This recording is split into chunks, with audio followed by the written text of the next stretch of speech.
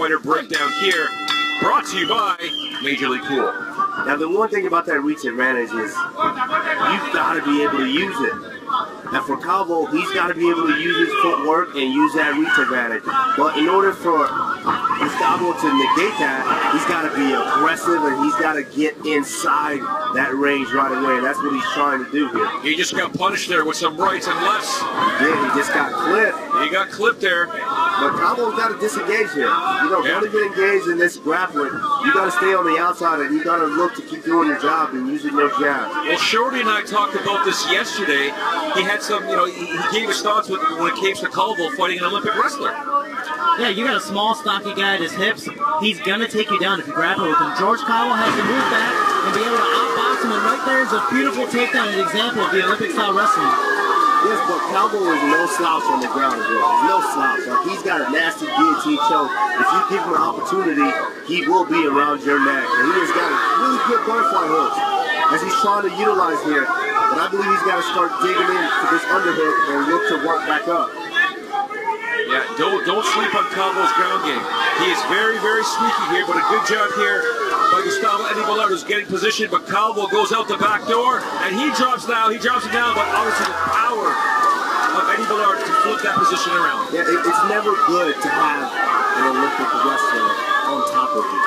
Yeah, and that was a mistake right there by Calvo.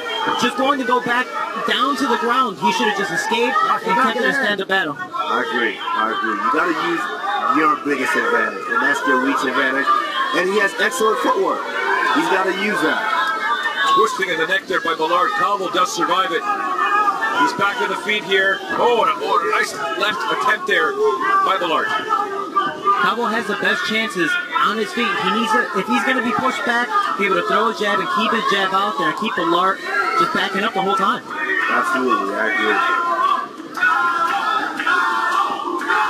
Now, the oldest adage in mixed martial arts if you're fighting a wrestler is not to throw kicks because they're waiting for it. But would you surprise and say, you know what, yeah, we're going to throw this kick? No, don't. You know, you don't throw kicks against a wrestler that loves to grab your legs. You know, which is more freestyle wrestling or you know, collegiate style wrestling. Those wrestlers, yeah, you don't want to throw kicks at because they're looking to grab your leg. But for someone like Balart, he's a Greco-Roman wrestler, so he attacks the upper body. If he gets around your waist, your hips, you're in trouble. So it's safer to throw those kicks, and with the reach advantage and the size advantage that Calvo has, I think he can get away with throwing kicks. He's generating a lot of power here, Shorty. Let's get his takedowns and this ground and pound for a guy that's got shorter limbs and a shorter reach advantage, but there's Calvo getting right back to his feet. And again, that's the matter of the battle. Can Balart keep Calvo down? And if he keeps on taking him down, is that pace going to continue for the second and third round? I was just going to ask you that question here. If you look at Ballart's frame, that's a lot of oxygen. He may be small in stature, but he's very muscular, and he's going to need a lot of oxygen to continue this pace for 3 rounds. And you're absolutely correct. And one thing, too, that he's doing is he's putting everything in these shots. When you're putting everything into these shots and you're missing, that is draining you. That is draining you. Beautiful, right, left kick and a left hand. But the one thing, though, with Calvo is Calvo never gets tired. He's able to keep this pace up for 3 rounds. And you know what? That could be the deciding factor in this fight. Because as Balart is swinging heavy and trying to get him out of there, Calvo is going to continue to pressure him and keep this pace on to where eventually he could wear out Balart. And we saw in Calvo's last fight, he was dominated on the ground by Mosquita and still was able to push the pace for 2 rounds and get that decision win. Exactly, and I completely agree. That's a fight that I was actually going to reference. You know, it came down to the wire, but he was able to pull it out when it mattered the most.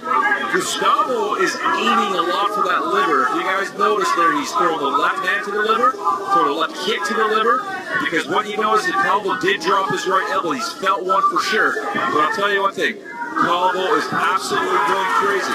Take a look at Yoel Romero going absolutely nuts, barking instructions. And a nice man landed there by Gustavo. 15 seconds left in this round. These 2 guys are throwing bombs. Calvo is smiling. He's got this. Take them here. What an absolutely fantastic first round here Minnesota Tightness season. Amazing flyweights, 125 pounds, throwing bombs. And this is why they were the co-main event. That's the world of best is the one that's going to win the fight. So far, it's Gustavo Balart. Let's take a look at the replay here from the first round here. Closing it off here. These two guys said, all right, forget about mixed martial arts technique. We'll throw leather. And the hard part is in these scuffles for George Calvo. He's longer. Balart's super close, getting those hooks in.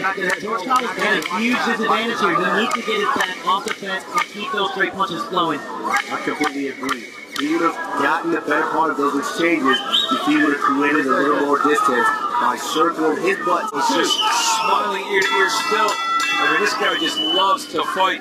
Yoel Romero cheering on Gustavo Balart, who has a huge following here, but so does Calvo. Calvo traveled with a whole bunch of friends and family.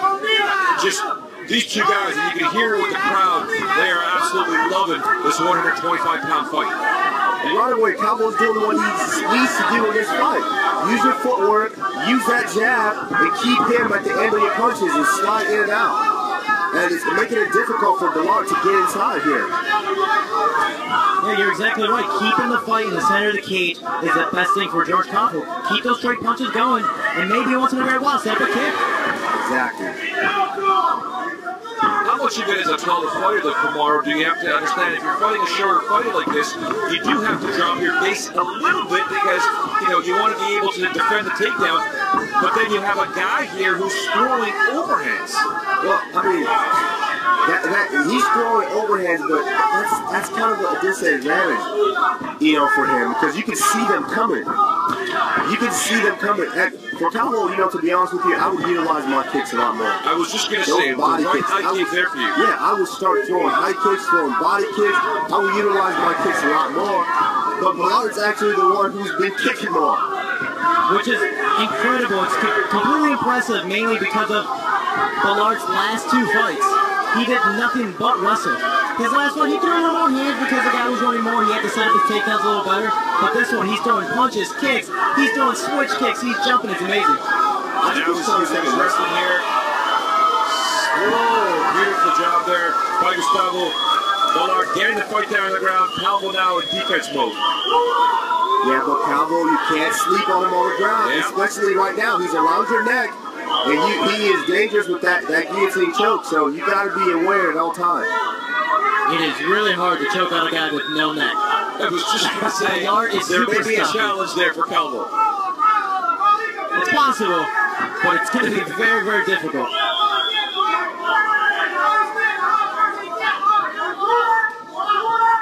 What about a triangle? Triangle guard because he's stopping. Oh, look at good. Oh, cute. Look at you. And it's tight. There's the armbar there as well. It's tight, and he's got that leg hooked in there. Oh, I was going to say there's a lot of sweat there. He's going to be able to pull up with a good job there. Use it to stand back up on his feet. I think he needs to get up here. I think he needs to get up. Go back. Right. Oh, perfect opportunity for Calvo taking advantage of it. As they were paying attention to what the referee was saying here. And that's, you know, referees, you're going to break them. Don't try to stop them in mid-action and then just tell them to fight. You're going to break them and stand them back up or start them back in the position they were at. And this is an example here where the referee can make the decision for the fighters to say either you're going to be aggressive if you're standing up or we're going to stop this. He decided to go into the guard, which was fine. But you rest assured, if he keeps leaving his arms out like that, Jose Torres, there's another triangle about to happen. Yeah, it shows that George Calvo can be, you know, forced to be reckoned with on his back. You know, so for Gustavo Balart, his game might be changed a little bit. He's going to have to know he's going to get half guard. He has to get the side mount and change the strategy a little bit. Absolutely. Here's just 4 minutes to go here in the second round here. An unbelievable pace. We're not surprised here at 125 pounds. This is the pace that you would get from elite mixed martial artists, but Calvo cannot be counted out despite the power. Oh, there's a nice guillotine choke attempted there. His face is turning different colors here. Ballart's face is turning different colors. He's trying to defend the arms here. We're getting some space there. He's squeezing. Oh, and he's able to escape it by dropping Calvo back to the mat. That's the hard part. Super sweaty, and again, no net to really latch onto. Now for he's got to get back up to his feet. You know, you can't accept being on your back here. You got to get back to your feet because he's the guy that I'm giving him a cardio advantage. So you got to try to get back up and continue to push the pace and really start to wear your opponent out here. Yeah, interesting to see what the judges think about the second round, because clearly if it comes to any sort of striking, you're probably going to give it to Eddie. Oh, there goes Gustavo. Oh, landing some bombs here. As I mentioned, he's got that cardio advantage. He's got to push the pace here. What about a knee up the middle, Kamar? What about a knee up the middle?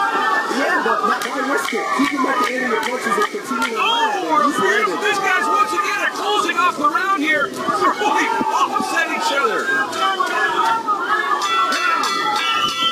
Brought to you by Galicia, pretty much barking out instructions, telling Gustavo what to do. I always find it confusing when there's so many different people telling a fighter what to do. Dude, just give me one person to tell me what to do and let me go do it. Yeah, that's right. That's why I usually have one guy in the center just telling me every single thing, and then once he's done, then other guys can feed me little things. But we're not trying to change the game plan whatsoever from my main head coach. We're in the final round here, scheduled for 3 here. Gustavo Balart, Jorge Calvo. One of these two men will take on the champion, Jose Shorty Torres, for the Titan FC flyweight title. We're going to probably see here, as we predicted here, if this fight goes longer, the momentum could swing over for Calvo, but don't count out Gustavo Eddie Balart. Anything can happen in mixed martial arts. Calvo doing a very good job of using his jab here. He's keeping him at the end of his punches. But one thing, it's a kind of a check.